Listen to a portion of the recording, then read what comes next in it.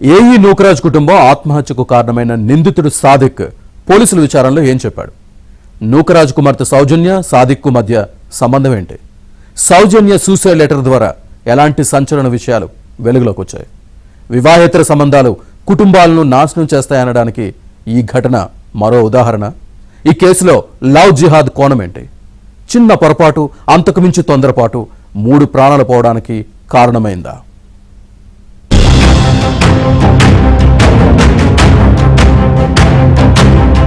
తెలుగు రాష్ట్రాల్లో సంచలనం రేపిన పంచాయతీరాజ్ అసిస్టెంట్ నూకరాజు కుటుంబం ఆత్మహత్య కేసులో నిందితుడు సాదిక్ ఖాన్ కు కోర్టు 14 రోజుల రిమాండ్ విధించింది. సాదిక్ ను పోలీసులు కాకినాడ సబ్ జైలుకు తరలించారు. యూపీలోని మీరట్లో సాదిక్ ను అరెస్టు చేసిన పోలీసులు కాకినాడ తీసుకువచ్చి మీడియా ముందు ప్రవేశపెట్టారు. నూకరాజు, ఆయన కుమార్తె సౌజన్య సూసైడ్ లెటర్లోని అంశాలు, సాదిక్ స్టేట్మెంట్ ఆధారంగా దర్యాప్తు కొనసాగిస్తున్నామని కాకినాడ ఎస్పీ బిందు మాధవ్ తెలిపారు. 2 సూసైడ్ లెటర్లోనూ సాదిక్ ఖాన్ వేధింపులతోనే ఆత్మహత్య చేసుకుంటున్నట్లు చెప్పడంతో అతడిపై కేసు నమోదు చేసి విచారణ చేపట్టామని తెలిపారు.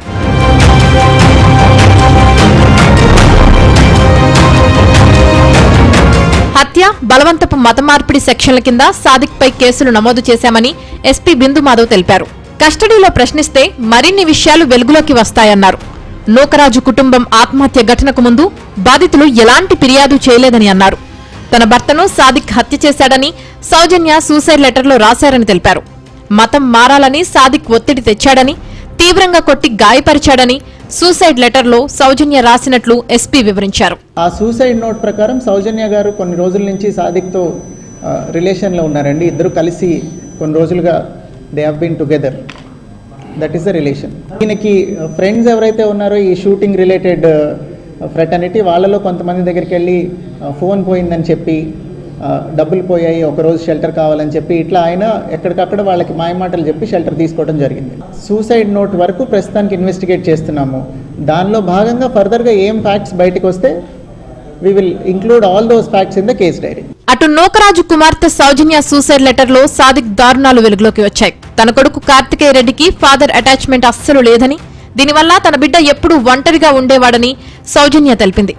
తన భర్త జగదీశ్వర్ రెడ్డి ఎవరిని కలవనిచ్చేవాడు కాదని, ఎప్పుడూ దూరంగా ఉండేవాడని సూసైడ్ లెటర్లో రాసింది.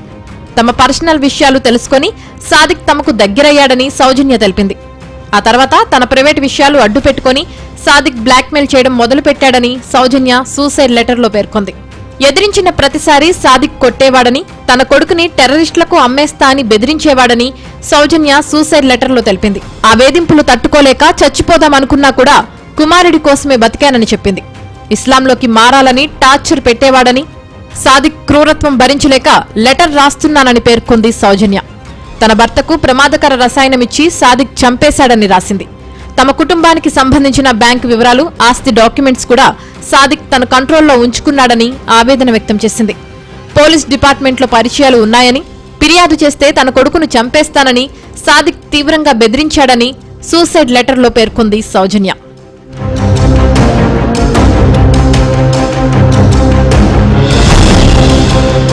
అటు ఏఈ నూకరాజు వియంకుడి కుటుంబాన్ని మాజీ ఎంపీ విజయసాయిరెడ్డి పరామర్శించారు. సాదిక్ ఖాన్ పై విజయసాయిరెడ్డి సంచలన ఆరోపణలు చేశారు. సాదిక్ ఖాన్ కరుడుగట్టిన నేరస్తుడని, అతడికి యావజ్జీవ కారాగార శిక్ష వేయాలని అన్నారు.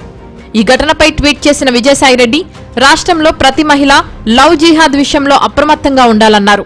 సాదిక్కి నేను బహుశా చెప్తే బాగుండదేమో, ప్రజల యొక్క అభిప్రాయాన్ని నేను చెప్పగలను. ప్రజల యొక్క అభిప్రాయం, నాకు ఇప్పటి వరకు ఎవరైతే మాట్లాడారో వాళ్ళు వెలుబుచ్చినటువంటి అభిప్రాయం సాదిక్ని ఎన్కౌంటర్ చేయాలి అన్నటువంటిది ప్రజాభిప్రాయం. కానీ అది చట్టవిరుద్ధం. చట్టం దానికి ఒప్పుకోదు. చట్ట ప్రకారం అయితే అతనికి యావజ్జీవ కారాగార శిక్ష అన్నటువంటిది కరెక్ట్ అయినటువంటిది.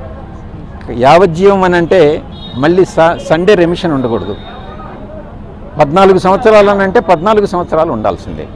నూకరాజు కుమార్తె సౌజన్య, ఆమె భర్త జగదీశ్వర్ రెడ్డి మధ్య దూరాన్ని ఆసరాగా చేసుకుని సాదిక్ ఆ కుటుంబానికి దగ్గరై దారుణాలకు ఒడిగట్టాడని పోలీసుల విచారణలో తేలింది. ఇలాంటి పరిచయాల విషయంలో అప్రమత్తంగా ఉండాలని, ఎటువంటి తొందరపాటు నిర్ణయాలు తీసుకోకూడదని పోలీసులు తెలిపారు.